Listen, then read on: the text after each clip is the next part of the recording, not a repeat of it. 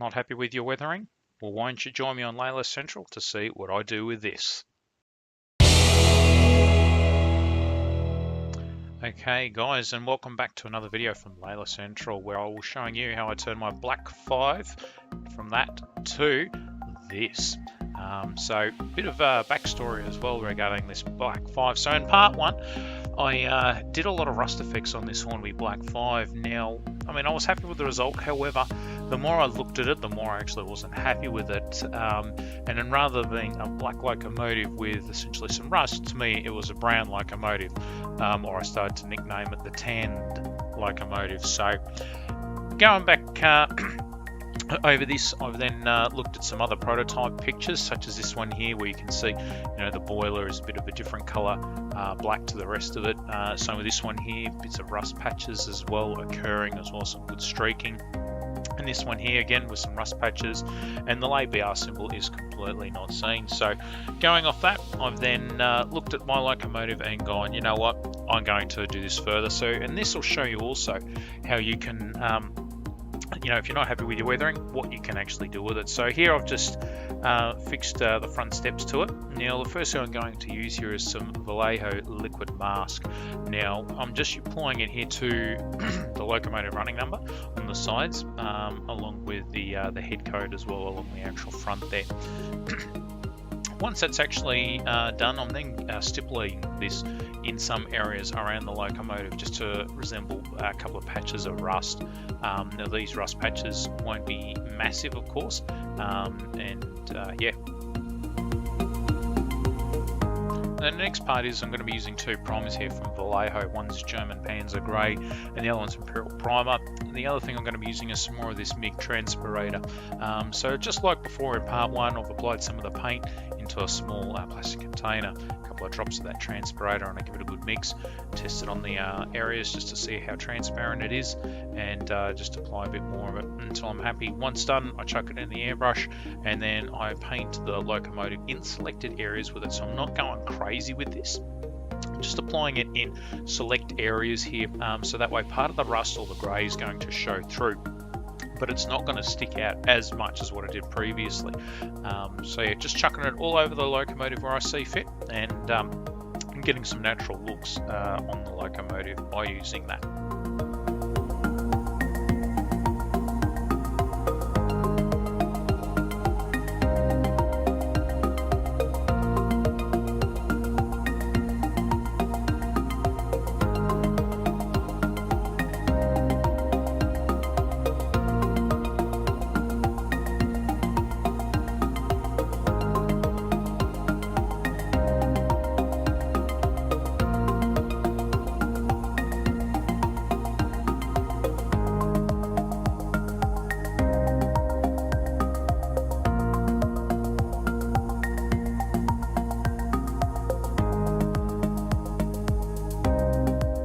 Okay, now coming up here is where I've transferred over to the German Panzer Grey here. Now I've just used this in areas behind the actual boiler of the locomotive. That way it still looks like it's black, however there is that difference between the boiler and the main locomotive body, which you see here. So again, I'll put it on lightly on the locomotive, keeping that nice and smooth, and making that point of difference really between the two areas.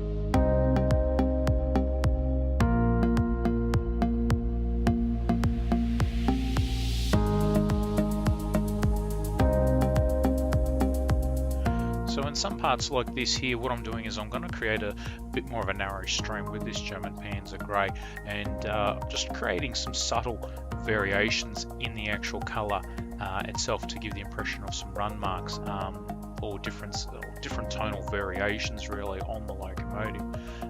This I'll also do on the tender as well. Not going too crazy with it, but like I mentioned, just some very more narrow lines using that German Panzer Grey, as you'll see here.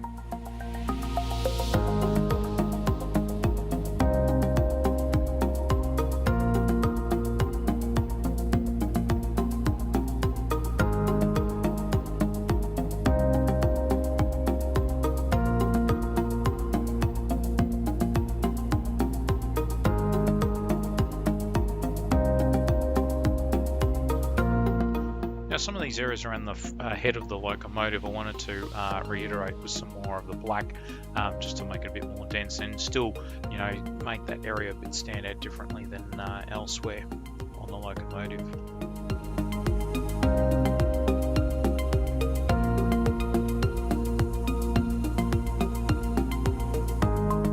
Okay, once that's dry thoroughly, I then get my finger and pull off the masking agent that we applied at the start, just to reveal the numbers, a couple of bits of the rust that was done previously, and you'll notice obviously when you look at the rivets, when you look at the details, even though this was weathered intensely previously with some pigments and all various other products, you'll notice that you know, the detail's still there.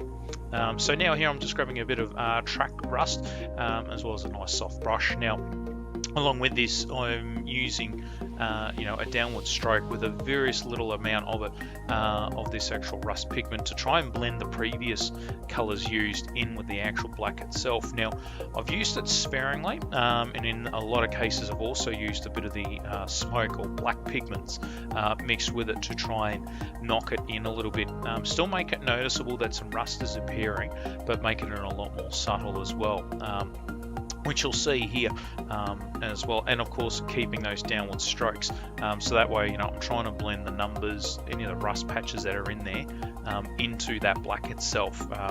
And the other thing I'll do here is with that black or smoke pigment, I'll go around the actual front and the boiler of that locomotive to create, you know, a bit of a matte finish versus the other areas, like you've seen on the prototypical photos to begin with. And as you can see, I just lost the locomotive off my little makeshift stand. So again, you know, just using some downward strokes, focusing a lot of that dust around the front of the locomotive as well. And you know, just doing it until I'm happy with what I've actually gotten there. You know, just popping a bit of pigment on those steps as well, and yeah, just doing it until you're happy with what you've actually got.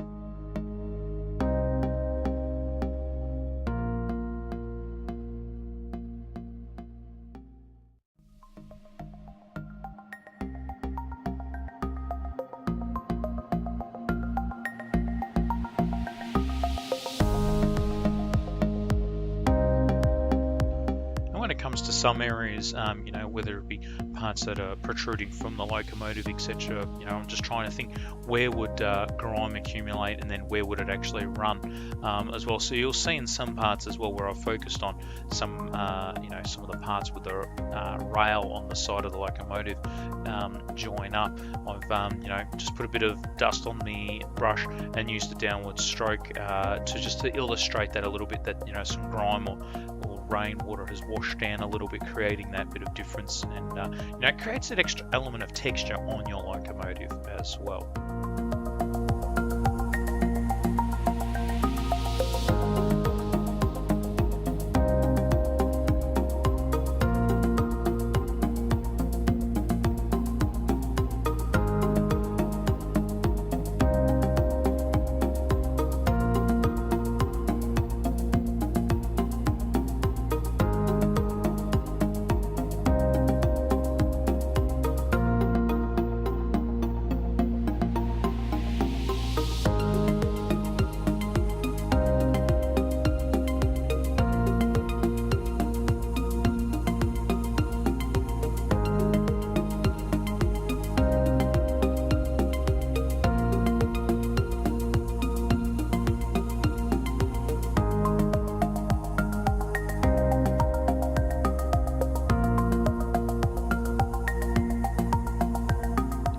Those same techniques we used before on the main locomotive, we now apply to the tender itself. So again, I'm using a mixture here of black or black smoke.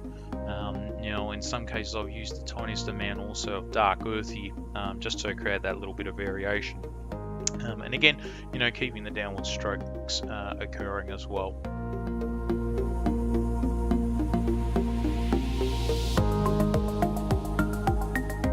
Here you'll see me, have the brush in one direction as I apply it to the rivets themselves, and then I turn the brush around to feather it out. And the idea for that is, I want to illustrate that there's a bit more grime hanging around those areas of the rivets, and then by turning my brush around at 90 degrees, just to try and fan that out a little bit, blends it in a little bit.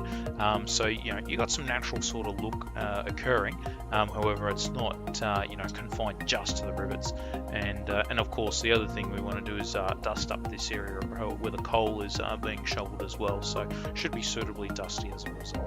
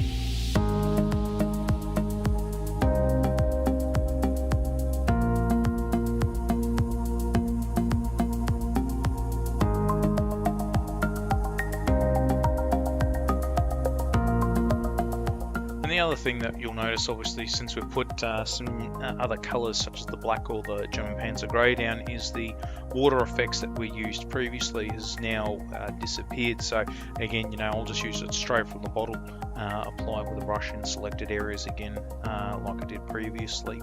So again, as I mentioned, this isn't a varnish. It's super thin, just like water, and of course, you don't have any lumps, whereas previously if we used gloss varnish, would have that bit of a lump already occurring, and then reapplying it again would build on that. But because it's so thin, it's no problems retouching these areas up as required.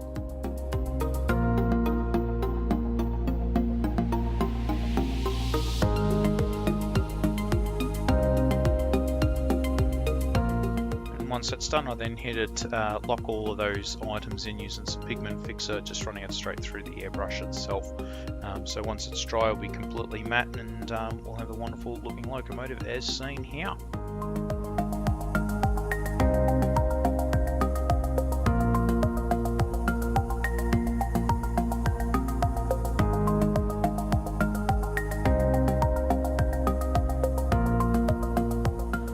There we have it, guys. There's my Hornby Black 5, which to me looks a lot more suitable and a lot more appropriate, as opposed to the caramel locomotive or the tan locomotive as it was starting to get. So as you can see, the British late BR symbol can still be seen. However, it is behind all that grime, as per the prototypical photos. Some of the wheels, as well as some areas, I've left a bit rusty, but I have knocked them back a little bit as well. But I am a lot more happier with the look of this, and it does look a lot natural. So there you go, guys. You can actually change any weathering you have done to your locomotive, so don't think it's locked in. You do have some options, and there you go. So hopefully you've watched through all that. If you're not a subscriber, feel free to hit that subscribe button, and of course there are some other items on my channel that you can watch. So thanks for the support, guys. Take care and happy modeling. Talk soon. Bye.